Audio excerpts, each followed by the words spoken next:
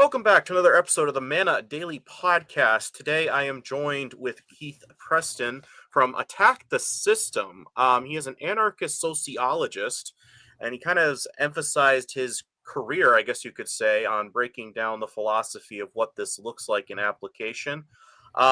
Keith, first and foremost, thank you for coming on to the program today. Oh, it's a pleasure to be here. So I wanted to pick your brain because as I was saying just prior to the show, I mean, we didn't talk too much, but I really liked what I've been hearing about your journey, right? And I kind of wanted to just, for the audience, because they haven't been listening, what was it that made you become an anarchist? Like, what was the moment that it was like the turning point for you that made you say this is a viable option to make applicational for my own life? Well, Emma Goldman, who was a classical anarchist from the early 20th century, once said that anarchists are born and not made. So it may be that I was just born to be an anarchist. I tend to hold to a theoretical framework called genopolitics, which is the idea that people are born with a particular psychological wiring and personality structure, and that will in turn impact what kind of philosophical and political and social and moral views they have. And of course, that how that's expressed could be culturally determined. But I do think that some people are just born to be certain things, and that's how it is. But getting to the more practical aspects of it, I started questioning institutional authority, I guess you could call it, when I was very young. My earliest political memory is of Richard Nixon running for president, and I was in elementary school. And I grew up in a very conservative area of the United States, which was very Republican. And I went to this is ironic given that this was a Christian program. I don't know that you guys are the same kind of Christians as this, but I went to a private Christian school at the time that was run by the Independent Fundamental Baptists. And so they put a bunch of us kids on a bus and took us to a sports field. And we were told when we went out on the field, when a helicopter or plane or something, I forget which, flew over, we were supposed to start saying, "We want Nixon." It was obviously something the local Republican Party or somebody like that had put us up to. But I remember going into this little stadium like thing, and all these older kids are pushing me as I'm going in, saying, "Do you want Nixon? Do you want Nixon?" And I'm like, "Who's this Nixon guy? I don't know any Nixon, So yeah, and then so I decided I didn't like this guy Nixon, whoever he was, and then some years later, when I heard he was run out of office, for the Watergate stuff, I realized I had a certain intuition about those things, at least indirectly. So I was always very, even as a child, I was very skeptical of institutional authority. Now, I got into anarchism as a philosophical framework when I was in my early 20s, so beginning adulthood. I was in my first round of undergrad, or thereabout at the time. And, I was at the age when young people are often getting into things like that, like with trying to figure out what their philosophy is going to be, their religion, their political affiliation, and all kinds of other stuff. And I was, familiar with the different isms. I knew, I was familiar with liberalism, conservatism. As I mentioned, I grew up around a lot of people that were really into conservatism as it was, in the 70s and 80s. Like I had family members that belonged to groups like the John Birch Society and the Christian Anti-Communist Crusade, which is Fred Swartz's group, the Moral Majority, all these kinds of, and liked politicians like Barry Goldwater, Ronald Reagan, of course, George Wallace, people like that. Right. And so I knew what conservatism was, and I didn't have a very high opinion of it. And then I thought, well, okay, there's liberalism, there's communism, there's fascism, there's anarchism. And then I decided I was an anarchist. I think I first heard of anarchism when I was in high school. I remember we were reading about the Romance poets in my English literature class, like Percy Bysshe Shelley and Byron and Keats and those people. And I remember there was a little mini biography of Shelley in my textbook that mentioned he was the son of William Godwin, who was an anarchist. And I'm like, wow, there really is such a thing. William Godwin was an late Enlightenment thinker who was also an anarchist. So, that kind of set the ball rolling there. And, I learned about what anarchism as a philosophical framework is initially just by reading about it in the encyclopedia and all sorts of generic sources, because there was no internet back then. Right. And then over time, I've just sort of expounded upon that and familiarized myself with a lot of other systems of thought as well. And so that's really how it began. Nice. Yeah. When I heard you say a similar statement when somebody else asked you that question, and there was a similar quote about contrarian thinking, is that you're kind of born that way, is Right. that I have to ask a question why, and it's like Socrates, why do you have to ask that question? Sure. Well, I think that's valid because I want to know why you believe this, or why do we have things structured the way they are, and that's always been the same thing with me. I went to a Baptist church, but I've always gone against the grain. Like, where is this applicational? Sure. I don't like the way you're telling me that I have to study this, where I don't see that. Like, if I'm going to do something, tell me why this is going to be necessary for my own life. And a lot of people aren't able to give an answer for that, which leads me into your terminology of panarchist, um, which I like very much because as I used to go like to Turning Point USA rallies and stuff like that, and I've always even there I was going, this isn't it. This isn't it. I'm kind of I was testing the the room, you might say, kind of seeing where I gauge, and I was like, this isn't it. I sympathize with a lot of the left with humanitarian aspects and sympathy, but I know that I'm not going to go to the extremes of that. But then I also understand that I want to conserve something, but what they're doing with legislation, I'm like, no, they're hypocrites on this level. So I kind of came to a thing where I'm like, I think I'm in the middle. And from what your platform, Attack the System, it's very collective of hearing a lot of different perspectives, but not necessarily clinging on to one particular path. So if you could elaborate a little bit onto that, I would really appreciate it. Well, the term panarchist was developed back in the 19th century by a Belgian political theorist named Paul-Émile Depuy. And the backstory to that was that in that during that time period, Belgium was always on the verge of a civil war because you had constant battles between the monarchists and republicans and the different ethnicities and language groups, the Flemish and all of that. So, and Paul-Émile Depuy was influenced by classical anarchism, by 19th century anarchism, but he came up with the idea of non-territorial governments where governmental systems would be kind of like what churches are in our culture, where churches as institutions have their own internal governing structures, but then they don't have territorial monopolies. So, theoretically, you can have a Baptist church and a Catholic church and a Orthodox church on the same street. It's and that's kind of a rough analogy, but he had this idea of a panarchist form of government that's polycentric. And systems like that have certainly existed in the past. In the Ottoman Malay system, for instance, they had this system of self-governance for all the different ethno and cultural and religious minorities, and you had systems of personal law in some of the older Indian republics. Also, the medieval Europe, and you had the overlap between merchant law and canon law and royal law and all that kind of stuff, common law. So that's what panarchism is proper, just to give the background to it. Now my approach is something I call pan-anarchism or anarcho-pluralism, and like maybe a more down-to-earth terminology for that would be something like pan-decentralization.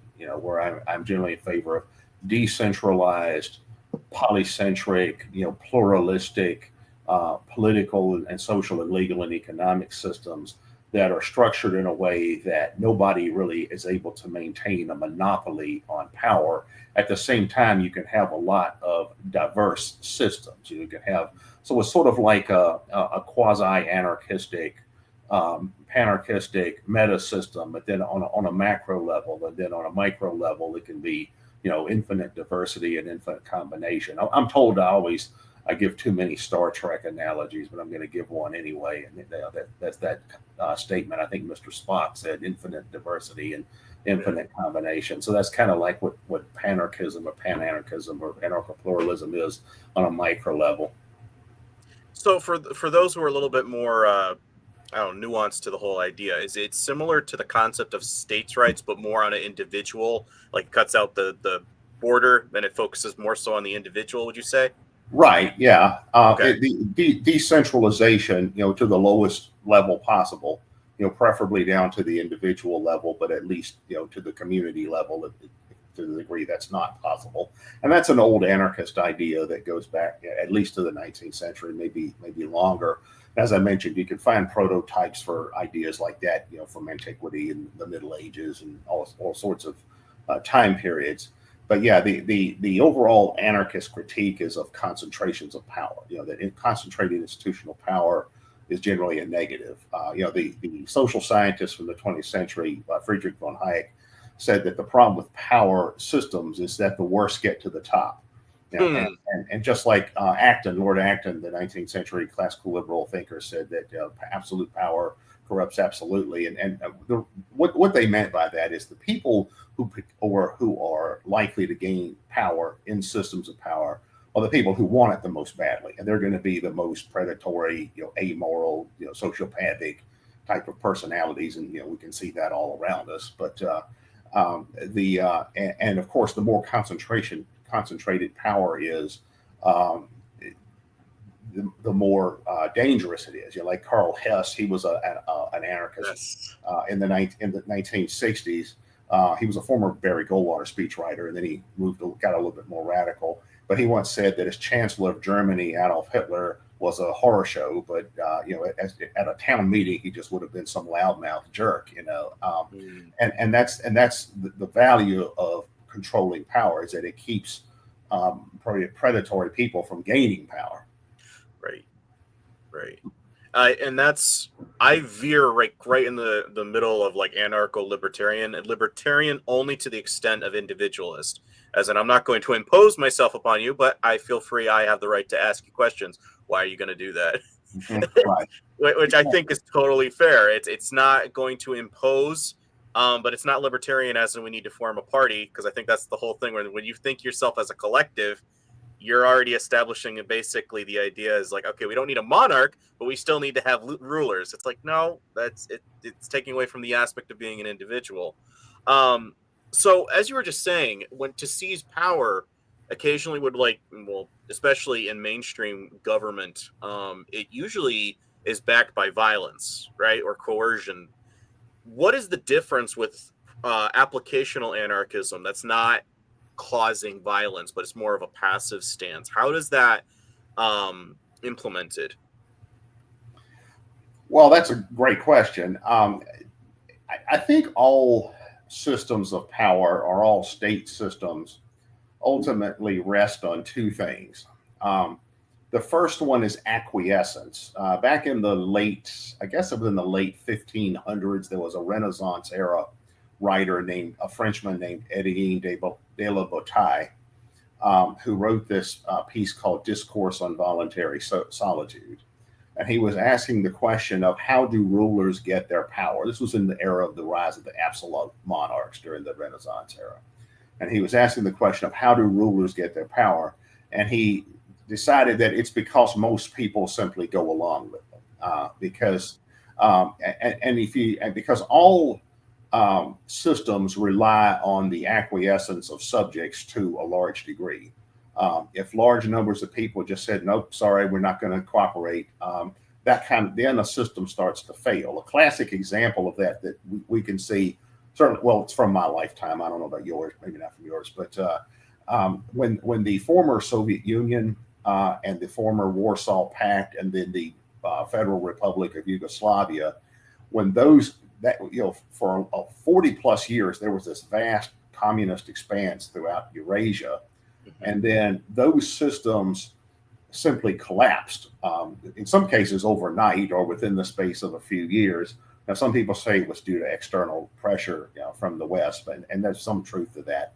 But a lot of that had to do with simply people withdrawing acquiescence or withdrawing consent. That is, a large number of people just saying, no, we're not going to go along with this system anymore.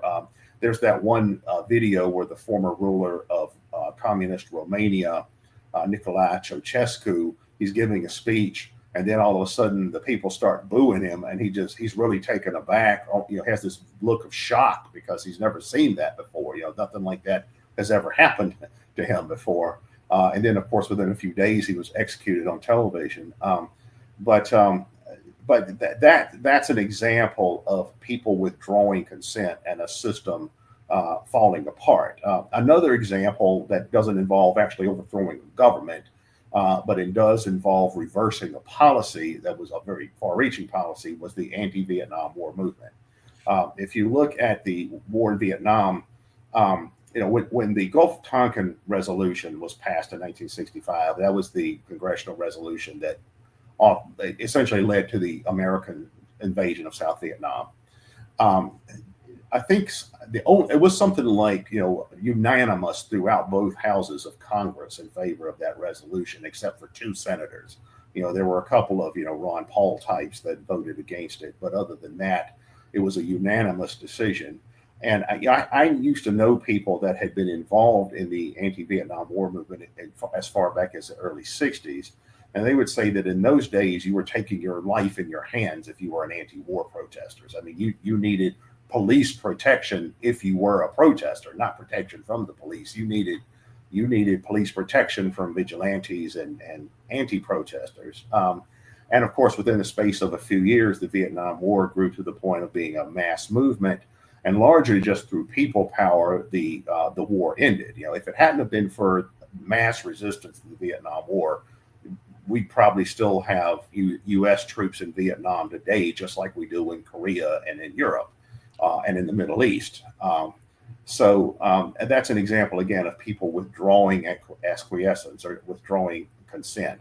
Now, acquiescence is one thing. The other thing is acclamation. Like, I think all power elites or states or ruling classes, they have to have the acquiescence of the people, but meaning the people just go along to get along. But what they really want is acclamation. Like Carl Schmitt said, that he was a German political theorist from the 1920s. He said that ultimately the authority of the state rests on acclamation, and that is, how much acclaim does the state get? To what degree do people believe in and support their particular state? And you can argue, well, that people support a particular state because they're brainwashed or don't know any better, or culturally acclimated to it. But the bottom line is, if people believe that a particular system is legitimate and that things are the way they ought to be, then that kind of system will be able to retain power over an extensive period of time. For example, someone like you or I, we probably will look very askance at a system like North Korea as an authoritarian, totalitarian tyranny. But you have people there that provide acclamation to the Kim Jong-un regime, the Kim dynasty, if for no other reason, because it's all they know. But they think that that's really a legitimate system, and that's how things ought to be. And that's true everywhere in the world. So the authority of any ruling class, state, power elite, whatever you want to call it, rests on 2 things: acquiescence, that is, most people go along to get along, irrespective of what they think of the system, or acclamation. People actually believe in and affirm the legitimacy of whatever system rules over them. When those 2 things are withdrawn, acquiescence and acclamation, then ruling classes are in trouble. Yeah, there's a book I was reading, The Lure of the Arena, that was bringing out an interesting point, talking about like the Roman Colosseum, or when eventually the 1800s when they were doing mass executions. Some people were again, it's taken from our history. Some people are sitting back going, why are people zealous about this? They're excited about it because somebody else was getting punished by the state and it wasn't you that day. And so there was a little bit of a projection of, as long as it's them and it's not me, I'm good for another day. And leading into what you're saying, it's almost a state of fear. If I swim against the current, they're going to come after me. But if everybody did it in masse, they don't have the numbers to stop you. Right. Yeah, well, people who've lived through extreme forms of authoritarian repression will often say that. Mm-hmm. They'll often say, well, when they lived under Hitler, Stalin, all these classic 20th century dictators, for example, and I'm sure it was true in antiquity with the ancient tyrannies as well. They'll say, okay, well, my neighbor was taken away to the Gulag, the concentration camp, but I wasn't, so I must not be doing anything wrong. I must be okay. I mean, they must have done something wrong. Yeah, they must have done something wrong. Yeah.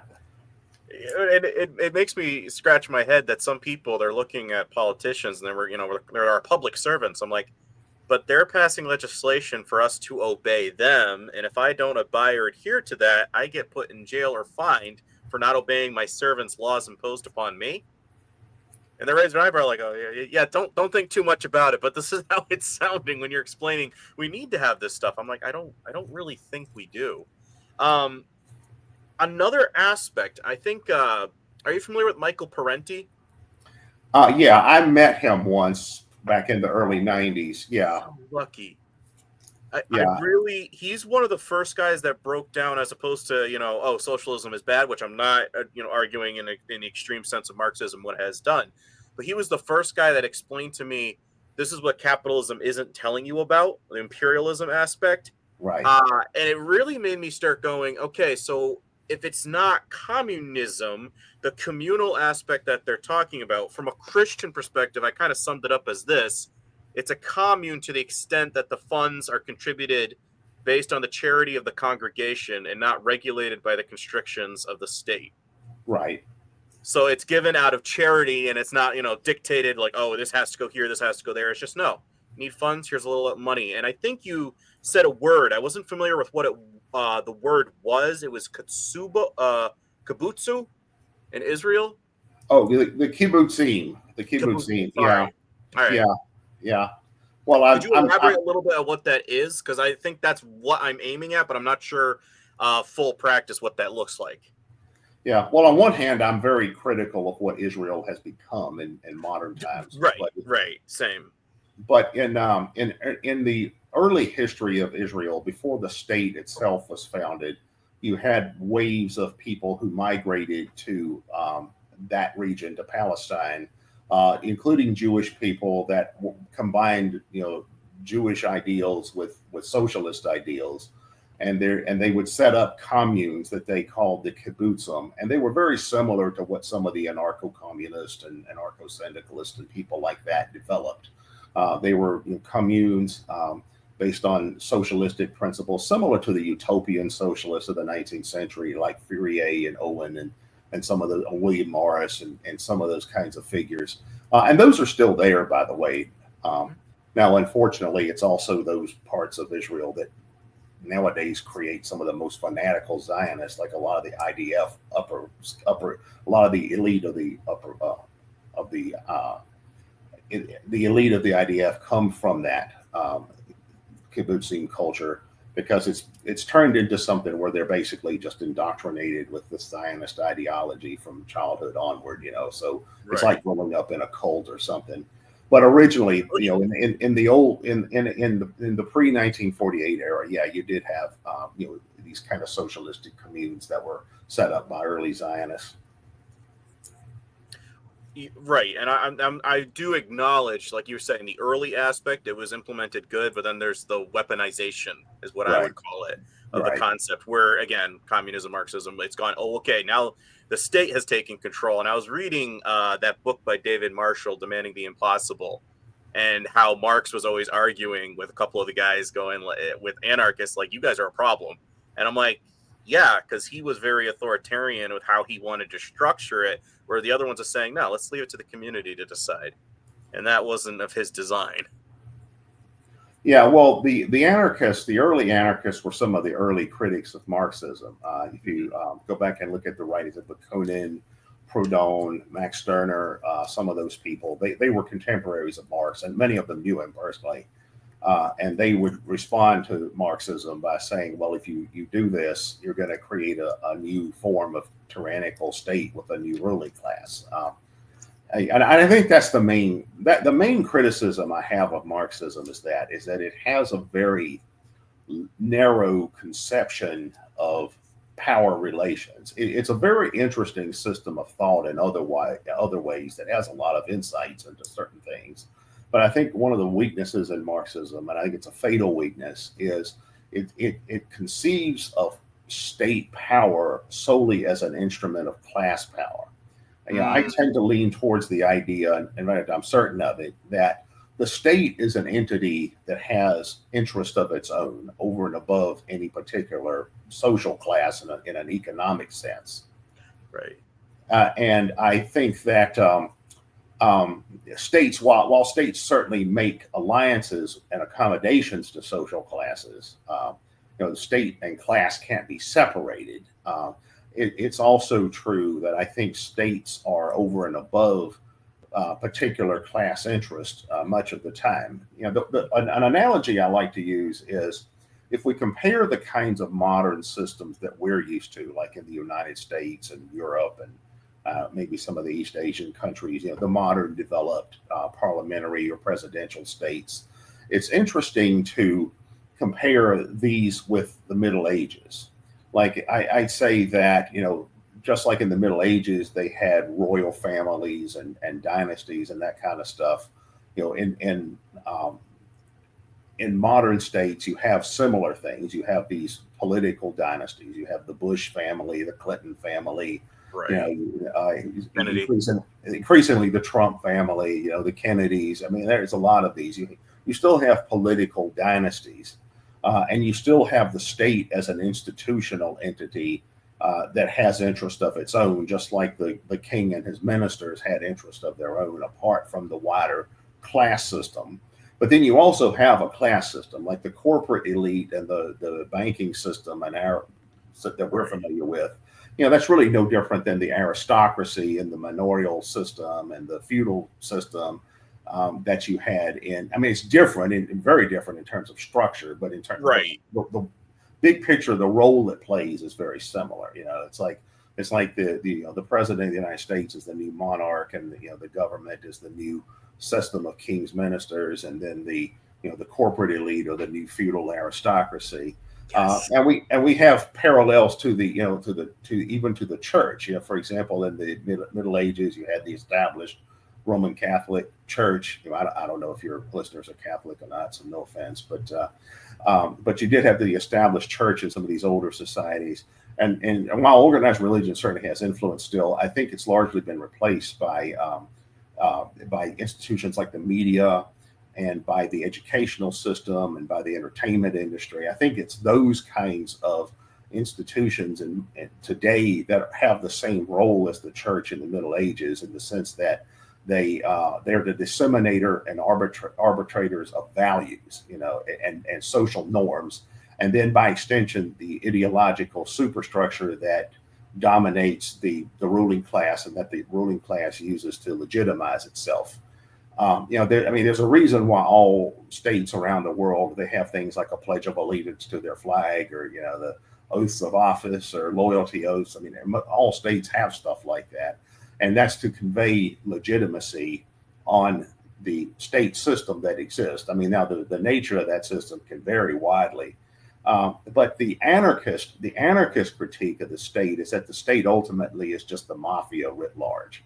Mm-hmm. Now, the anthropology on that goes back to the dawn of history, where the anarchist theory of the state is that the way the state developed is when different groups started conquering each other and subjugating each other and enslaving each other, and out of these systems of slavery and caste and things like that, you had the development of ruling classes, and then those expanded their own realms of influence, and you saw the emergence of empires. And that's how we got these oldest civilizations. That's how we got Egypt and Sumeria and Babylon, and everything that's come after that has sort of been a series of the same kind of thing, even though there's been a lot of changes in terms of technology and stuff like that. So I mean, if you look at the mafia, like the organized crime syndicates, what do?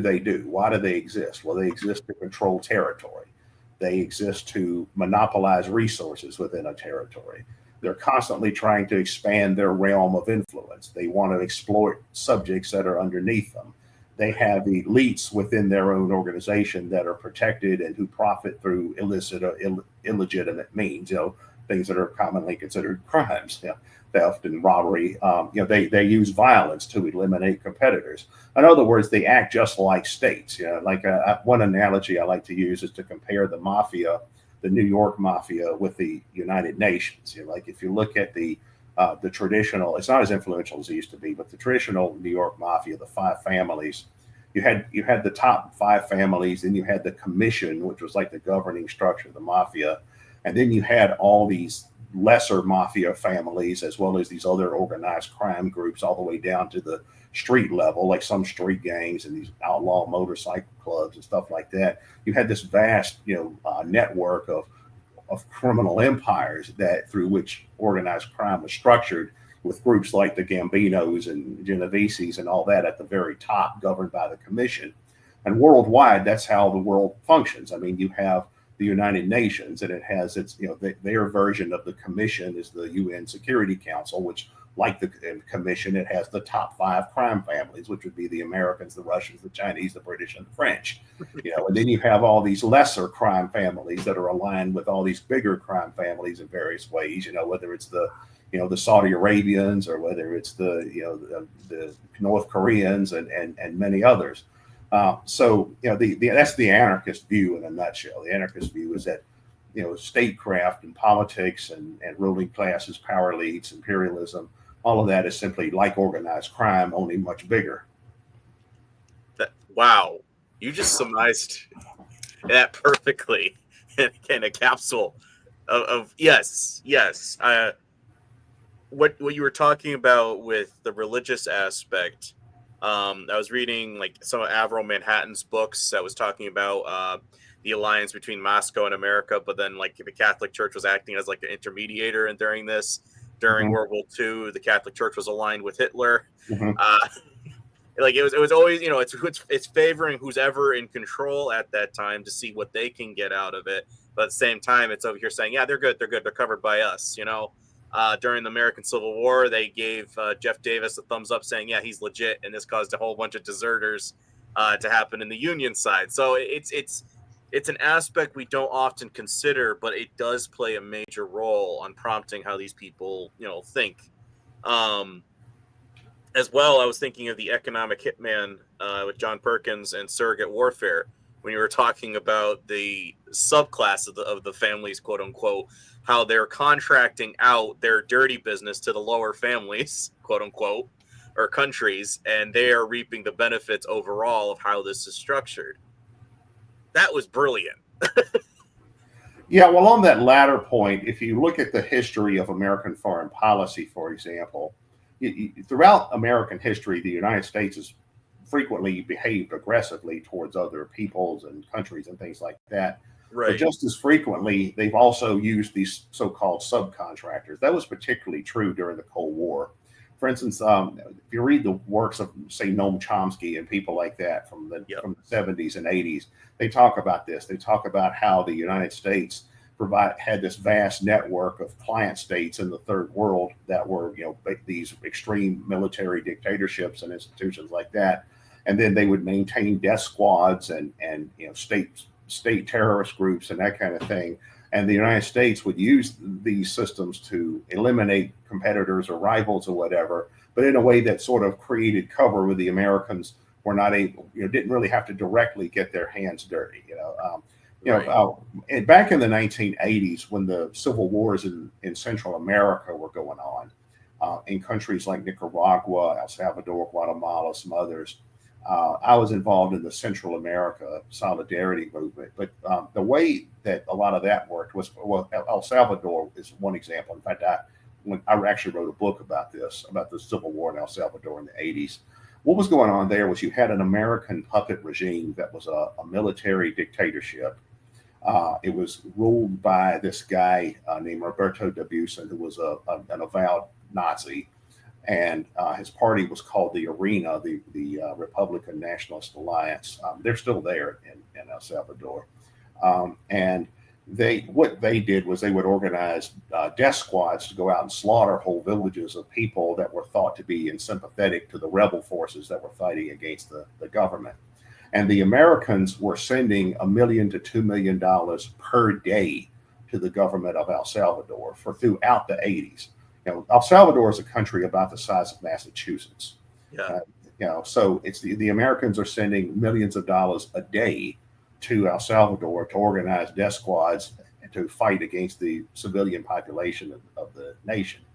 In fact, a lot of the stuff we've heard about El Salvador lately, you talk about the MS-13s and all the street gangs. That's where that comes from. These the MS-13s started in Los Angeles, but they were developed by essentially refugees and children of refugees from El Salvador when El Salvador was totally destroyed in the 80s and 90s, and then you had a lot of migrants to the northward to Mexico and then to the United States. And a lot of these people that end up becoming MS-13 and stuff like that, these were orphans that were displaced by the war in El Salvador in the 1980s. A similar thing happened in Cambodia in the 1970s when the Vietnam War was going on. Cambodia was a traditional monarchist, agrarian monarchy. And in 1970, 69 or 70, the United States organized a coup against the government of Cambodia and put in a military dictator who would allow the Americans and the South Vietnamese to invade invade Cambodia because the Viet Cong were they had supply camps inside Cambodia across the border. All right, so in 1970, the Nixon administration invaded Cambodia. In fact, that's what led to the shooting at Kent State in 1970. That was a protest against the invasion of Cambodia that got out of hand and ended up people getting shot. But the United States invaded Cambodia after initiating a coup in 1970, and then there was a barrage of bombings in Cambodia. Probably hundreds of thousands of people were killed in the American bombings of Cambodia, and a lot of these people. Keep in mind, this is late 60s, early 70s, and a lot of these people in Cambodia are very, very backward people that have hardly any contact with modernity. A lot of them had never even seen planes before. They would see planes flying overhead, dropping bombs, and think it was a dragon breathing fire. So you had a lot of people killed. You had a lot of children that were displaced as a result of people being killed. Those children were organized by the Khmer Rouge, which was a communist, Maoist insurgent army backed by the Chinese, and Chairman Mao is still in power in China at the time. The Khmer Rouge would organize a lot of these kids into an army, and these are like 10, 11, 12-year-old kids, and then they teach them to be ruthless killers. They start them by teaching them how to slaughter animals, then they move up to humans. And then finally, after about 5 years of fighting, when the United States pulled back, the Khmer Rouge got control of Cambodia. We know the story about the killing fields and the genocides under Pol Pot. Then the Vietnamese drove the Khmer Rouge out of Cambodia in 1979. After that, the Americans started backing the Khmer Rouge because they wanted to punish the Vietnamese for first winning the war and also dislodging the Khmer Rouge from Cambodia. Also, the Chinese at the time, the United States was trying to cultivate them as an ally against the Soviet Union, and then the Chinese continued to back the Khmer Rouge as well. So this is the kind of stuff the United States does internationally, worldwide. Just like we're backing Al Qaeda in Syria. You're right. So it's and it gets back to what you were talking about the organized crime and their subcontractors and all that kind of stuff. Well, what you just described with MS-13, I didn't consider that, but even I think when Trump was leaving office during his first administration, he hit Venezuela with a lot of tariffs or something like that on the way out, which caused, again, the government to seize power even tighter, and that caused a starvation problem. So when they're hearing the next administration saying, hey, come to America, what would you do in this situation? It's like, well, free food. Holy crap. I need that for my family. And as well, it's very similar to the Chicago scenario. I come from a single mother household, so you're likely to join a gang because you want a sense of belonging, community, and family. And this is why there's so much violence that offshooted from this. And then, I was looking into the Che Guevara, and I was beginning to ask myself, I said, I wonder if he was around during the Banana Wars. And come to find out, he was as a youth. And I'm thinking to myself, so I know what he ended up becoming, not good, but what was the elements that prompted him to become the villain that we hear about today? And the right saying, they use that as the poster boy of like, oh, we don't want to have somebody like him because all the horrible things. It's like, well, what prompted him to get to that point or to look to the other side as an alternative? So what Sure. you just brought up with MS-13, I'm not endorsing. It's saying what were the elements involved of how somebody said, all right, now we can use this. Hey, kid, you want to join the rebellion? Same thing with like Hamas. It's okay. I've been abused most of my life. This guy's offering me a way out or a way to fight the empire. And again, they end up being cannon fodder. But again, for the headlines, that's what they weaponize, is saying, oh, look, terrorist over here. But we're the ones that created Al-Qaeda. So And that story has repeated itself all over the world many, many times. That's how we got Al Qaeda. That's how we got ISIS. yeah, it's just so I'm curious, when you met Michael Parenti, were you able to pick his brain, or was this like after a seminary, or you bumped into him at an event? I ran into him this was in 1991. It was around the time that the first Gulf War took place, which seems like ages ago now, but in a way, it's a war that never really ended. Because of course, for those who aren't old enough to remember this, in 1990, the government of Saddam Hussein in Iraq invaded Kuwait.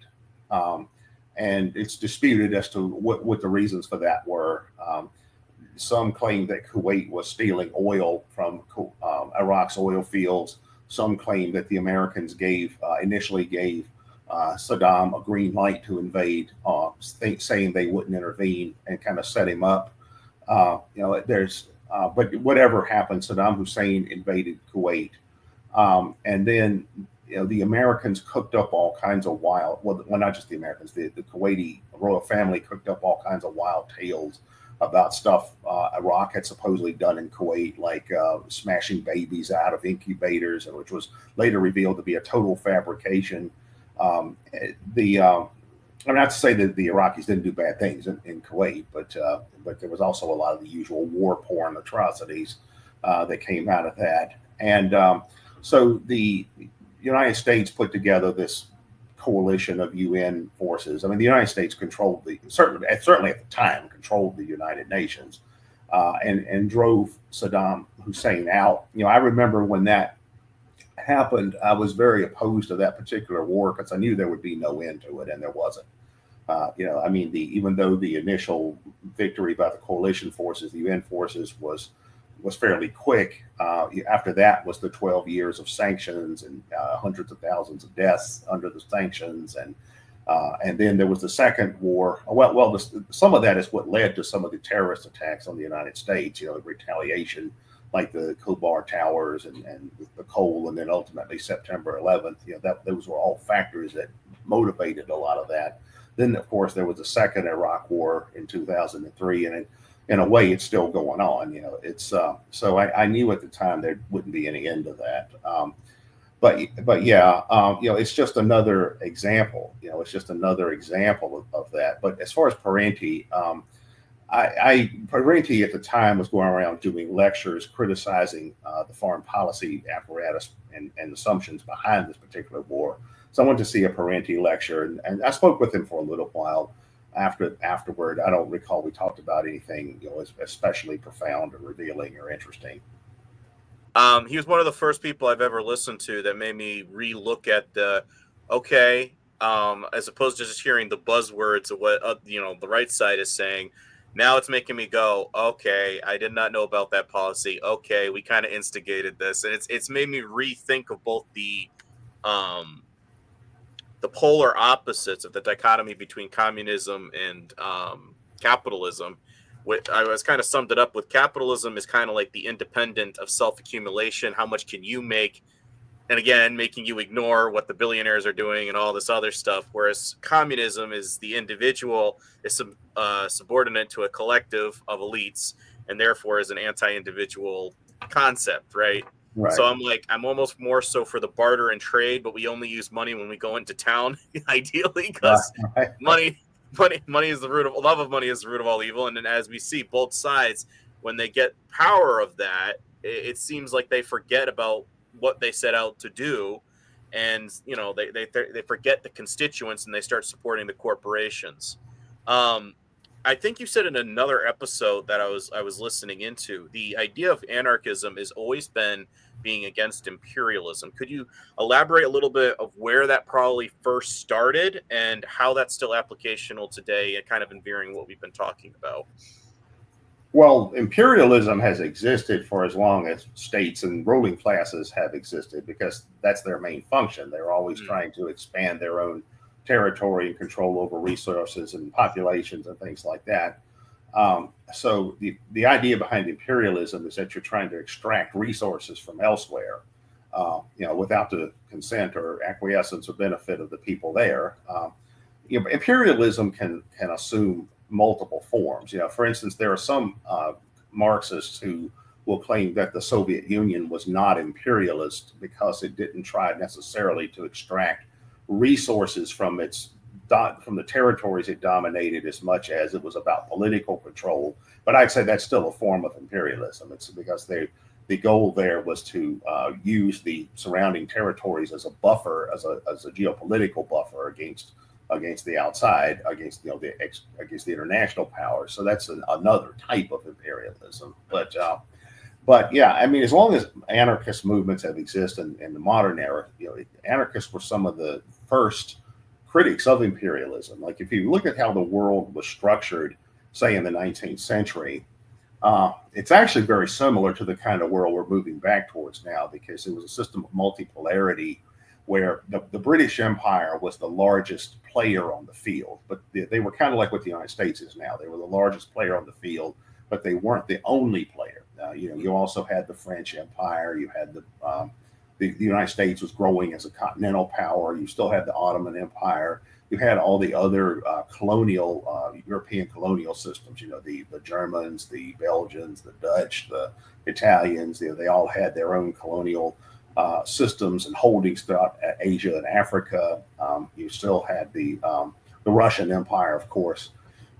So anarchists were among the first people to oppose imperialism in the colonies, in Africa, in South Asia, in the Pacific, and places like that. And of course, in the Latin American countries, they had thrown off the rule of the Spanish colonialists back in the 19th century, the Latin American Wars of Independence, but then they were still largely under the domination of the United States under the Monroe Doctrine and that kind of thing. So yeah, that's sort of a form of neo-colonialism and neo-imperialism. So yeah, anarchists were among the very first people to engage in opposition to colonialism, opposition to imperialism. Even before the Marxists, like if you look at the history of Marxism, Marx and Engels were largely European imperialists. Now there's nuance in this. There's nuance to this. But they considered, for example, the Mexican War to be progressive because they thought the United States was a more progressive society than Mexico at the time. So when the United States seizes a third of Mexico, well, that's progressive. And they had similar views about British imperialism in India and Africa and places like that. It's almost like our modern neocons. Our modern neocons will have this idea, well, American imperialism internationally is good because we're bringing them, democracy and this, that, and the other thing. I mean, a very George W. Bush, Christopher Hitchens type of way of looking at things, and you can find some of that in early Marxism as well. And then in the early 19th century, Marxism split into multiple camps. In the more advanced countries, the Marxist movement becomes social democracy. The people that are called social democrats, and a lot of those people were liberal imperialists. I mean, they favored social democratic economic reforms in their own countries, in Britain and Germany and France and places like that. But they still favored colonialism. They favored maintaining control over the colonies and things like that. Whereas in Russia with Leninism actually went in the other direction, and they had developed the idea of rallying the colonies against the rivals of the Soviet Union in the West. In fact, a lot of the Cold War was about that. It was about the Soviet Union at least presenting itself as the friend of the colonized peoples in the global South. And then of course, there was some truth to that. I mean, you had because the Western countries, particularly the United States, in the post-war period, would maintain all of these tin pot dictators as clients throughout the global South as well. So that a lot of the Cold War was about that.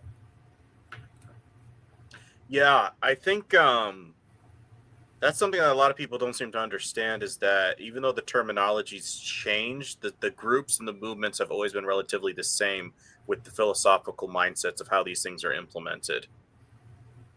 Um, I think another thing I wanted to ask you, and it was a question that I heard somebody else say, when it comes to like property rights or something like that, somebody was saying, okay, in your ideal utopia, what would you say if somebody had a part of property and the head of this stream that feeds the community, he just one day decides to cut it off and decides not to share with his neighbors, in an anarchist society that doesn't want to impose violence and he has property rights?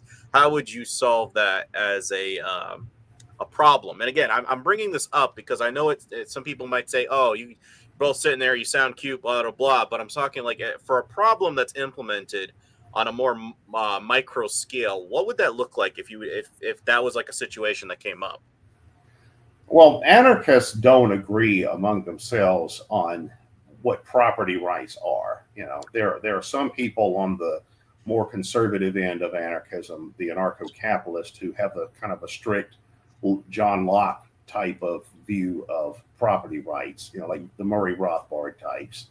Right. And then there are people who go to the other extreme and they say everything should be owned in common, from each according to his ability, to each according to their needs. Um, and then, of course, there's a lot of intermediary viewpoints. My own take on that is that property rights are something I see as a social construct, meaning that different societies develop different systems of property rights in the same way they might have different ideas about, say, table manners. Like what your ideal set of table manners should be, or different societies create different styles of music, or have different styles of dress, or favorite sports, and I think that economic systems are similar. Economic systems grow out of organic experiences of the people who are in a particular set of circumstances, geopolitically and materially, and things like that. So I don't think there's any one universal system of property rights. I do think widespread control over property is necessary for individual freedom and things like that. I think property ownership, to some degree, is necessary for economic development and that kind of stuff. So I'm not like an ultra anti-property rights person, but I'm not somebody who thinks there's some ideal model of property rights that are decreed by the heavens or whatever. There are some libertarians that seem to believe that, but I'd say property rights are social constructs. And then in anarchistic systems, you probably would have property rights that are simply based on local agreements by local groups. Right. And it's very unlikely that any local group is going to allow the kind of situation you're describing. So, yeah. Yeah, that's something interesting that when I'm hearing about the market, like I was listening to Milton Friedman, I was like, all right, on a scale, I like what he's talking about, like an open market concept. That sounds great. However, what I chuckle with a lot of this open market aspect, especially with the capitalist perspective, is they seem to just eject all of the scenarios of like, well, we're extorting and pilfering other countries in Mhm. order to get that free Right, market for right, us. right. So I'm a little bit hesitant in the sense of going, yeah, I don't think I want to go that route. So it makes me veer towards the, okay, I think there is a little something to be said of, this is my property, but I believe in sharing it with the community. And it doesn't necessarily mean like, oh, you just come over. No, it's a little bit of a, hey, I'm hungry. Can I have some peaches? Sure. Are you willing to do a side job for me though in exchange for that? Okay, what do you need? That kind of ideally, I think, would be preferred. You wrote a book in the I haven't purchased it yet. I'm saving up for it. Folks, feel free to donate so I can purchase his book. So maybe we can have a discussion more in depth with it. But reading the description, it was critiquing anarchism in some areas. What's some good brackets to install for folks interested in implementing anarchism in its outlooks? Now, it was, I think, I don't know the exact title, but it was talking a little bit of what you were inferring earlier when you're in that teen phase and it starts going more towards the extreme. And it was a little bit more of a critique. Now, as somebody who, like, I really appreciate someone who can sit back and reflect. These are where some areas are in the movement, as opposed to just dreaming utopia, sunshine, and rainbows. I really appreciated that somebody was writing a title on this, and that's why I was like, "Ooh, that's one I put on my. It's on my wait list right now." So could you give a little bit about that description and your insights? Okay, I'm not sure which book you're referring to. I I think can look. All right. I I was have a hoping the number of them. description. I've saw 3 on Amazon. I wasn't sure if you had more. Let's see. It was called "The Failure of Anarchism," Okay, yeah. 2016. Don't forget to eat your lunch and make some trouble. Right here on the cover. You want me to Yeah, read the description to kind of give you a reboot review? no, I'm familiar with it. Okay. All right. Um, although it is true, sometimes readers are more familiar with my books than I am because I'll just write stuff and publish and forget about it, and then they'll say like, what did you mean by this?" I'm like, "What are you talking about?" I have to Yeah. look it up, but no, that book is largely a critique of modern anarchist movements. It's not so much about historic anarchism like in the 19th century, like Okay. Bakunin, Emma Goldman, and that kind of stuff. But it's about anarchist movements as they've developed in the post-war period, starting in the 1960s with all the protest movements and social upheavals that you saw in the 1960s. There was a new wave of anarchist movements that developed. I call it the second wave, and out of that, came this type of anarchism that was first emerged with the new left and with the counterculture and that kind of stuff. And then out of that has come a lot of different kinds of youth subcultures that claim the anarchist label and symbolism, like the Circle A logo and that kind of stuff. And it's Right. often associated with other subcultures like hippies and punk rock, or something like that. And I starting around the era of globalization, like in the late '90s, early 2000s, you start to see these anarchist driven protest movements like anti-globalization, and they were involved in the first anti-Iraq war movement, and then there was Occupy Wall Street, and Antifa was another one, and stuff like that. Um, but a criticism that I have of those circles, it's not that everything they say or do is wrong, but a criticism I have of those circles is that they've never been able to break out of being this kind of subculture that they are. Most of that stuff is a youth subculture. Again, it's kind of like music cultures and fashion cultures and that kind of stuff. If you go to a meeting of one of these people, if you find somebody over the age of say 40, that's like the senior citizen of the group.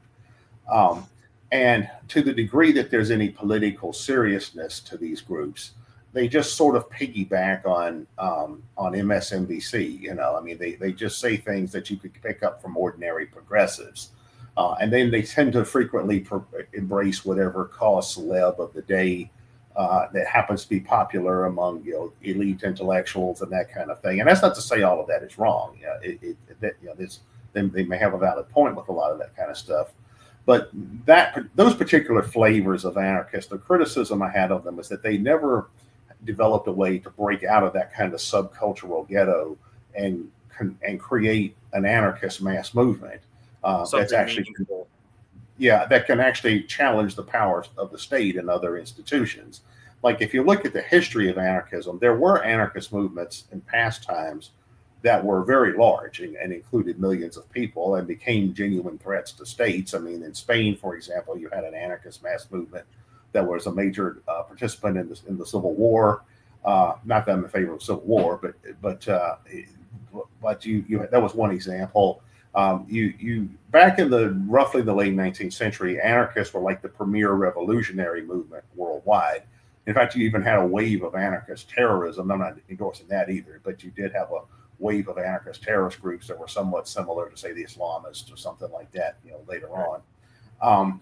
So anarchists really were a large-scale revolutionary movement at one point, but now it's more of a youth subculture that's sort of submerged in the activist left culture underneath all the NGOs and foundations and that kind of stuff. And it's and I don't really see that as being anything that can become its own thing.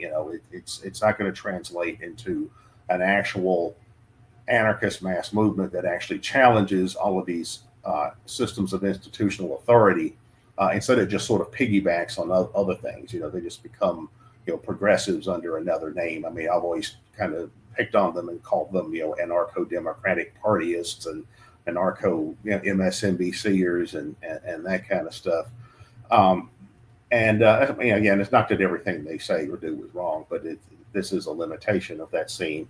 And a lot of the stuff that I've written, like if you look at a lot of the books that I've written, most of that kind of stuff was about trying to develop a paradigm through which anarchists can become what they once were, that they can become a large-scale revolutionary, anti-institutional, anti-power movement, and offering suggestions along those lines. What's interesting is that recently there's a fellow who's contributed to our project at attackthesystem.com for 25 years. I've run a website called attackthesystem.com. It's like a news and commentary site, and I've been the chief editor of that for that entire time. But there's this one fellow, Eric Noonan, who's contributed to our work quite a bit for the last, 15, 20 years.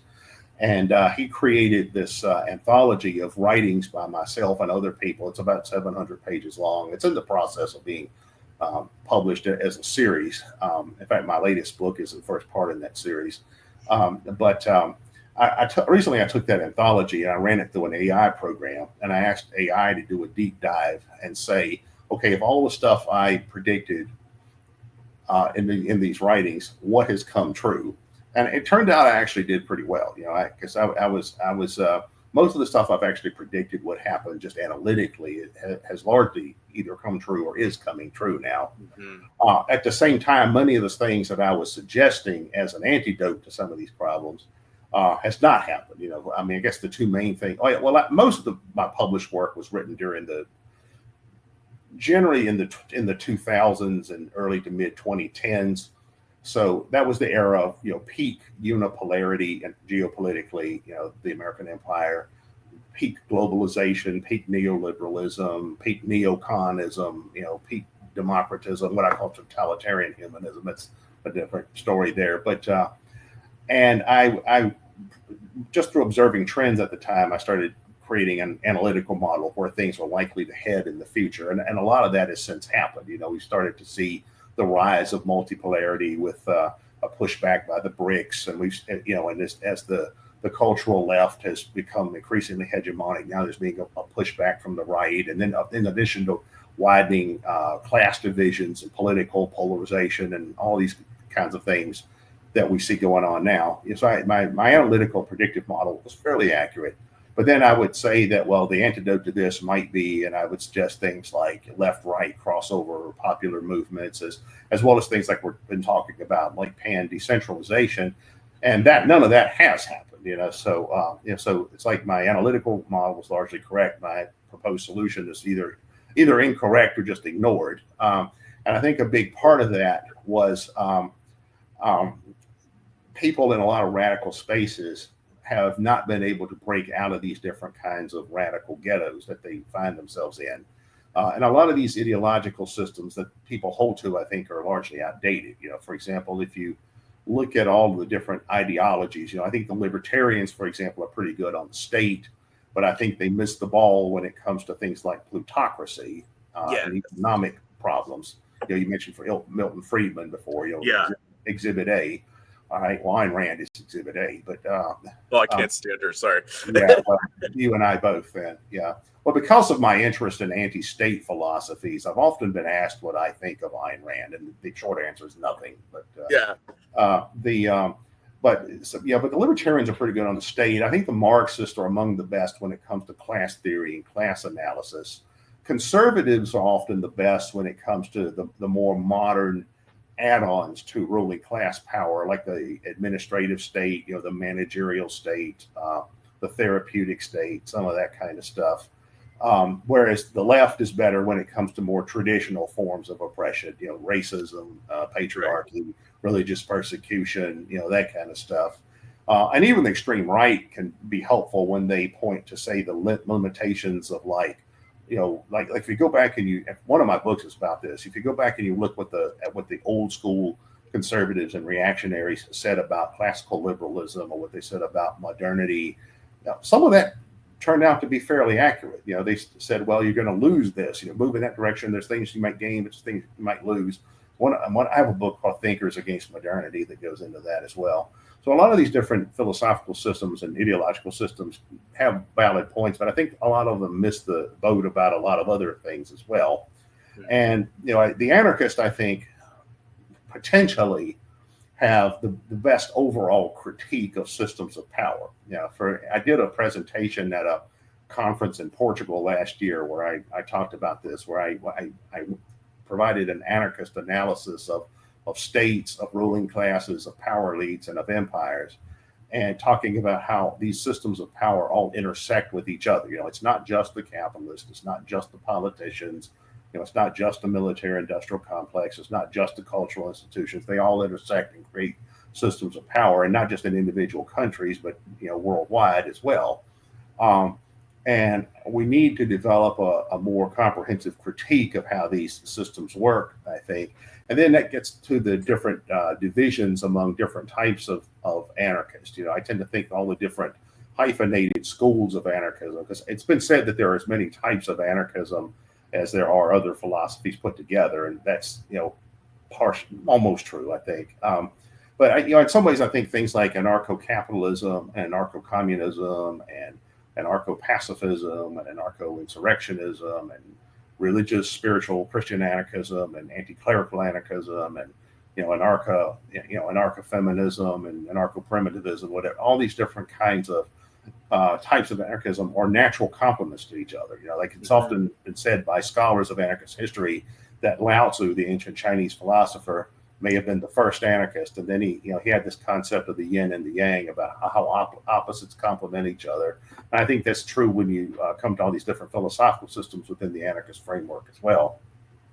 Well, that's where it comes to the agora and understanding the individual. It's like, I may not respect your solutions, but I can at least entertain your argument or your presentation of what you feel about the topic. And I think that's what people don't bother to do. Is I'm willing to meet you across the aisle, as it were. But with anarchism, it's saying I can go all the way around the clock.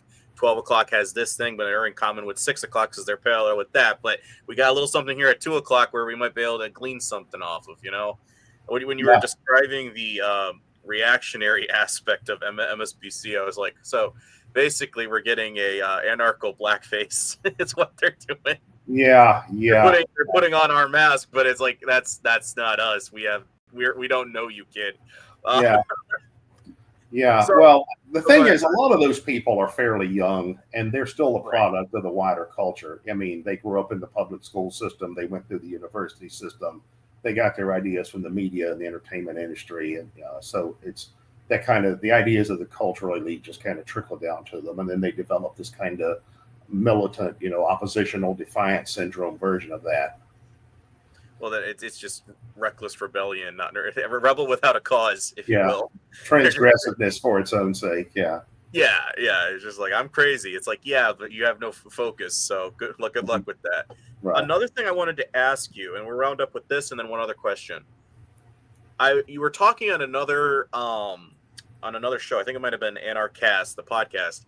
And you were talking about cancel culture and then vigilante violence. And I was saying cancel culture tends to be a little bit more on the left, but vigilante violence, there was a guy, for instance, I was reading his post because he's been posting a lot about anti-flag stuff. Like back in his day, it was about 10 years ago, somebody in his local community burned a flag, and he was just writing saying, talking to his buddy, like, yeah, that's kind of sick what they did, whatever. But then this Facebook group was basically forming a vigilante, like, let's go to this guy's house, let's, let's freaking tar and feather. Like, I'm not saying exact what they were going to do, but this is kind of like the language they were using. He's like, wait, whoa. I understand we don't appreciate his action, but you're no better now than the left that's, going full radical, that we need to, like, make sure we obliterate your face or, write bad reviews for you for speaking out against this, right? You're either with us or against us. I loved how you also phrased it with the alliteration of CC and VV for both sides. If you could delve into that, I found that very insightful. I'd appreciate if you could elaborate. Yeah. Well,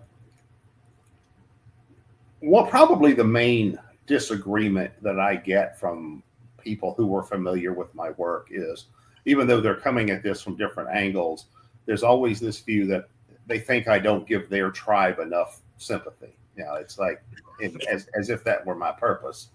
But what I try to do, I'm a social scientist and historian by training as well as in profession, as well as just on a autodidactic level. And um, I try to develop an understanding of how systems of power actually work, and consequently, I also monitor different currents to and observe different authoritarian or reactionary or totalitarian or whatever trends that may be emerging. And like right now in our own society, I can see a number of things like that.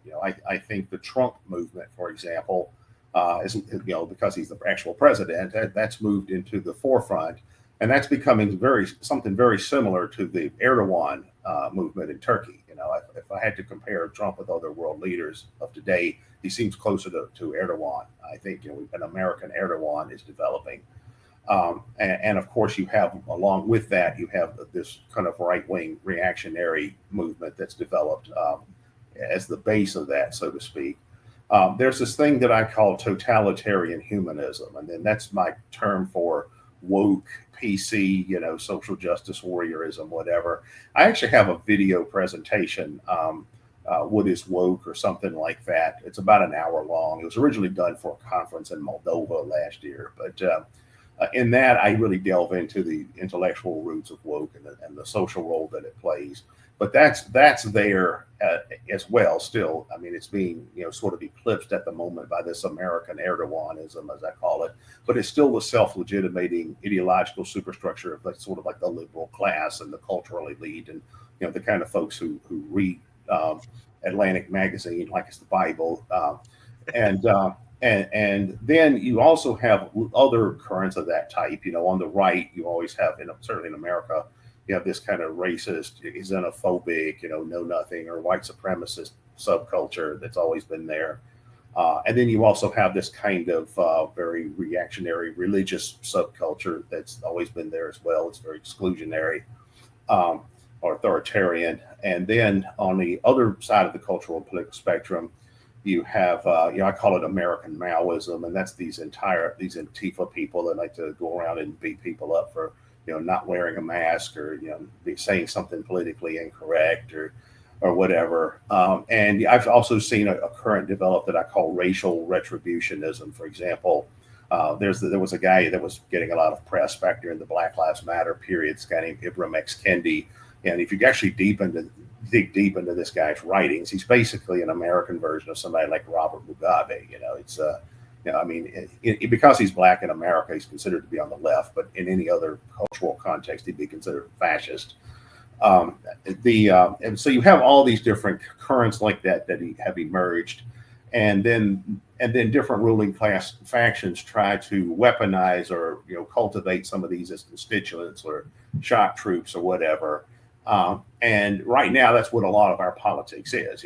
We have very sharp divisions in our own ruling class, and then you have different ruling class factions that are trying to recruit these different groups and cultural tendencies as counter gangs to weaponize against each other.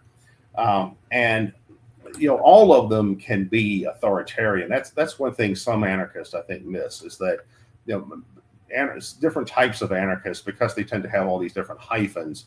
Whatever the hyphen is tends to be what they are. If they're a left-wing anarchist, then they're really a leftist. If they're an anarcho-capitalist, they're really a capitalist or a libertarian, or there's all kinds of things like that. But I think any set of ideas can become reactionary, can be authoritarian. Any religion, any ethnic group can become this. Any set of political ideas can become this, and that's largely what I am in the business of criticizing. Right. And I think I like how you just emphasized they like, I've seen a lot of people in comment sections, like with libertarian pages, they'll say they're libertarian for limited government, but then I'm like, okay, but what Trump's doing with this particular policy is the antithesis of limited government, with Palantir, this thing and that thing. It's like you want Big Brother on steroids, and again, they don't seem to grasp this. So I'm like, okay, you're not really libertarian then. And I'm not trying to be mean, but it's like, stop using our adjective, because that's what makes us look bad when you start support. Like, you end up sounding like a false dichotomy, and who's going to support that, right? Well, a lot of the libertarian milieu in the United States has certainly been co-opted by Trumpism or MAGAism, and I think the reasons for that are cultural. If people think Trump is a libertarian because he's giving the middle finger to the left or to the woke or to the Muslims or the immigrants or whomever they see as their cultural enemy. And you see that on the left as well. Like to hear a lot of people on the left tell the story, you would think the entirety of the ruling class is nothing but Fox News and Donald Trump and the Republican Party and maybe the fossil fuels industry. And I'm like, well, if you ever heard of Goldman Sachs, if you ever heard of the tech oligarchs, have you ever heard of the Chase Manhattan Bank, if you ever heard of the World Economic Forum, it's and they just think that's somehow some kind of side issue. And I think it gets back to what I was talking about earlier, is that a lot of these systems of thought are not particularly thorough. They have a lot of different insights into little problems here and there, particular institutions or cultural currents or whatever. So I tend to be more about meta politics, more about trying to get an idea of what the big picture looks like. The overall picture, and then every per individual can figure it out. That's kind of where I'm at, and that's somewhere I'm like, I've already kind of figured out where I'm going. Is just turning around saying, here's some suggestions. You don't have, again, I'm not going to impose it, just suggest it. But a lot of people don't want to pick up that mantle because it requires work. And I think that's one of the biggest things with anarchism is we finally looked in the mirror and it says, starts with me, the man in the mirror. And I'm not going to impose that on anybody else. But I don't think people realize the beauty of that as well, is saying I'm not going to let anybody dictate that upon me. My final question and takeaway, kind of leaning a little bit into MAGA / you're traveling abroad. Do you think there is a rise of anarchism, libertarian sentiments more so in Europe or in America? Or would you say it's almost a co-equal movement with this nationalist populist movement that's kind of being promoted with MAGA? What would you say your assessment as somebody who's traveled and has been in this field? What's the cultural vibe that you're overall assessing? Well, the movement that claims the label libertarian is almost entirely American.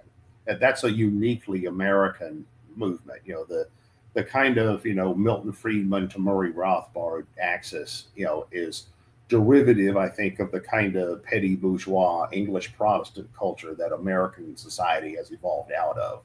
So that's, even in somewhere like England, I think libertarianism is a fairly fringe movement compared to what it is in America. Now, as far as what is libertarian in the broad sense, there are many parts of the world that have features that are more libertarian than what you might find in the United States, or more anti-authoritarian in some ways. So it's some of this is somewhat culturally relative and contextually relative. As far as the populist nationalist stuff like MAGA, that's a worldwide trend that we see nowadays. We see that in many countries, and not just in the West, in Asia and the global South and elsewhere. And again, contextually speaking, this is what I think is going on with that. I mentioned that a lot of my books were written in the early 21st century. Like I said, that's the era of peak unipolarity, peak neoliberalism, peak globalization, peak totalitarian humanism, peak neoconism, peak democratism, and all these things. We're starting to now see a pushback against that, from reaction, from the right.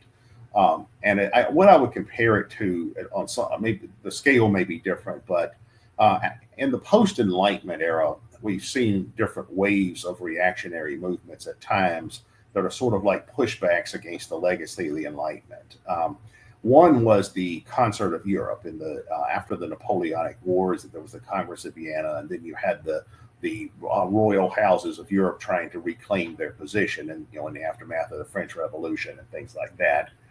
There was a wave of uprising by Republicans, by small r Republicans, in 1848, probably in about 50 countries in Europe, and then there was a wave of backlash and repression against that, and that's how we got things like Bonapartism. Like if you read Karl Marx's book, The 18th Brumaire of Louis Napoleon Bonaparte, he talks about that phenomena.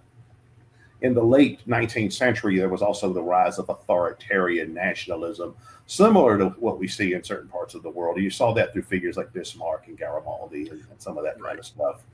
I guess in our own country, maybe Teddy Roosevelt or somebody like that. And then I just really like the guy. Yes, go ahead.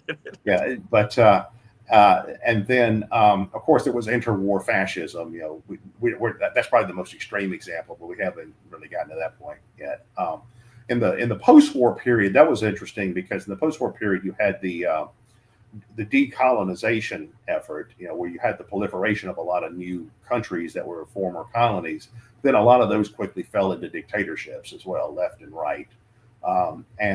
And now I think we're going through what I call a sixth period of reaction or sixth period of autocracy, where things like liberalism, democracy in the broad sense, the cosmopolitanism, some of that is kind of retreating, and you're starting to see pushbacks from the right or from reactionaries or from autocracy or from types of nationalism or cultural traditionalism or populism. And Trump is one example. The Nigel Farage, in Britain is one example. Le Pen in France, Meloni in Italy, the AfD in Germany, Viktor Orban, the Geert Wilders in Holland. Of course, even more extreme than any of these would be Erdogan in Turkey, then Putin, Russia, and then in China, they've reverted to their traditional autocracy with Xi becoming president for life. Rodrigo Duterte in the Philippines was one of these, and then he's since been put out. And then Bolsonaro in Brazil was another example. He's been put out. Recently, there was an effort to create a coup in South Korea, and then it failed. And then the fellow behind it, the head of state behind it, since been put out as well. But all of these things, there have been other examples as well, but all of these things, I think, represent the recession of liberalism, the recession of democracy, the recession of modernism into more reactionary, you want to call it conservative, whatever, certainly autocratic, like a lot of systems that were formerly democratic have now become either autocratic or they become anarchists. Anarchists is a political science term for sort of hybrid systems that are part democratic, part autocratic. I think probably Viktor Orban is one of the best examples of that. Something like Putin's probably just full on autocracy by now. But so again, it's another wave of reaction that we've seen over the past 200 years. And and these kinds of things happen from time to time, and it'll be interesting to see where it goes in the future. So I think if I could rephrase, what do you think the populists, though? Did you see a movement like against the Nigel Farage, against Trump, against nationalism, or do you think it's kind of it's balancing out, where there's going to be like a separation between statists versus not necessarily anarcho-libertarian? People are just saying, "No, I'm not going to do this." Like we already see a little bit of a rise in the UK, where people are cutting down the cameras or they're blacking them out with paint and whatnot, which I think is awesome. But that's more what I was asking you in the assessment when you're viewing Europe or America and stuff like that. The peasantry, if you will. What's your thoughts on testing the water with them?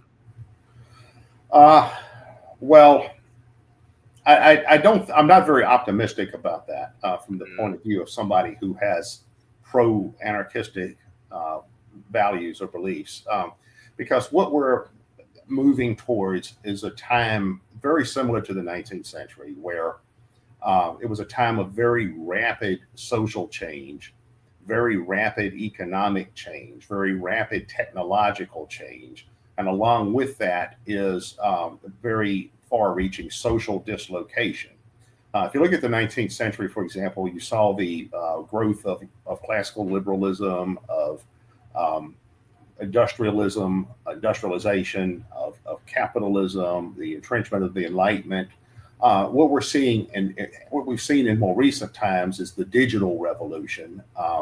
We've seen neoliberalism. We've seen the institutionalization of the post-68 cultural revolution, and we're seeing some of the same kinds of side effects of very rapid social change at present. We're seeing wide class developing. Class relations in the United States are going backward. We're seeing cultural and political polarization. We've seen a loss of confidence in leaders and institutions, and all of that is what happens in the 19th century. But when you have times of very rapid polarization and very rapid social dislocation and very rapid change, that often tends to breed authoritarian movements from the left and the right. For instance, I one thing that I personally am dismayed by, given my own outlook, is not only do we see all this social and political fragmentation happening, but we see people who are anti-status quo drifting into increasingly authoritarian movements and tendencies. For instance, to use a historic example that's extreme but illustrative, is Weimar Germany.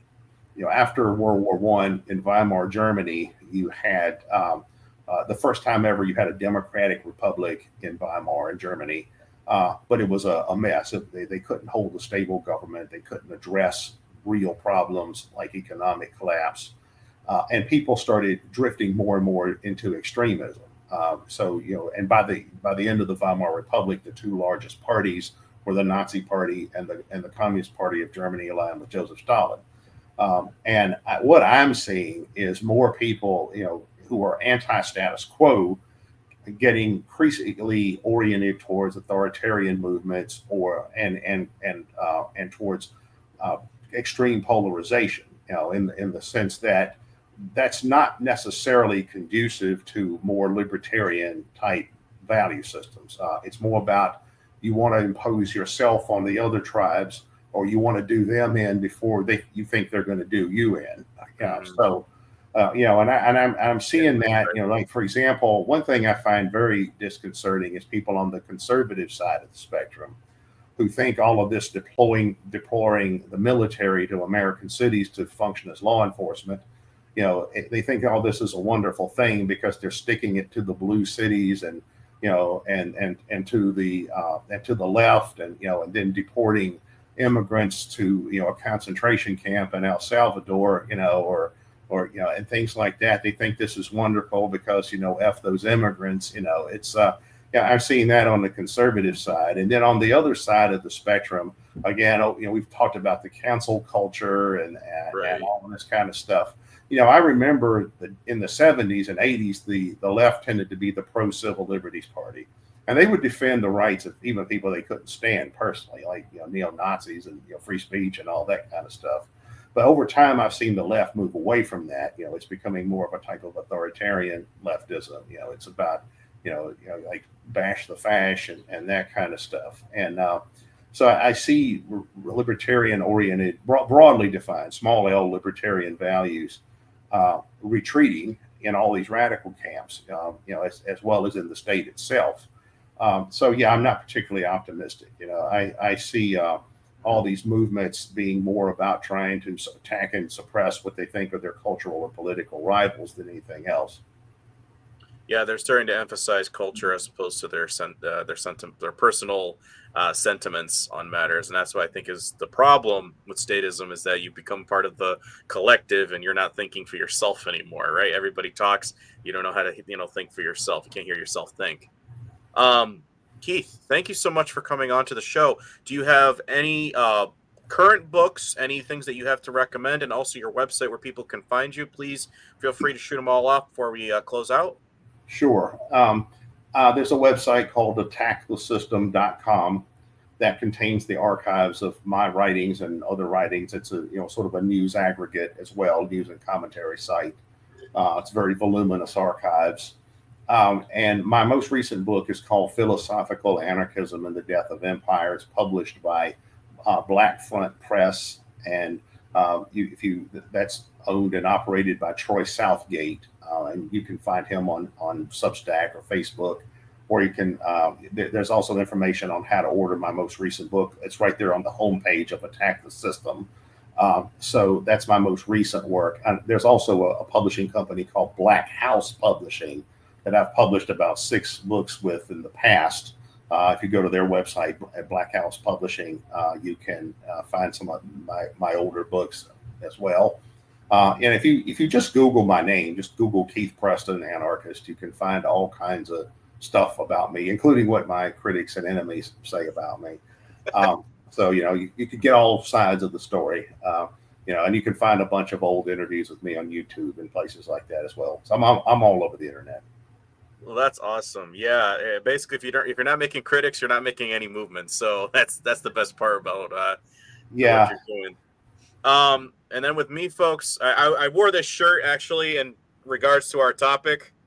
Governments are cigars, it's citizens the ashtrays. It's one from my own website. All right. So if you guys want to go down in the links, I'm going to try to find a couple of your links and put them all down there so people can get a little bit more easier access just with a click of a button. And until next time, folks, this is the Mana Daily Podcast, and I will catch you on the next one.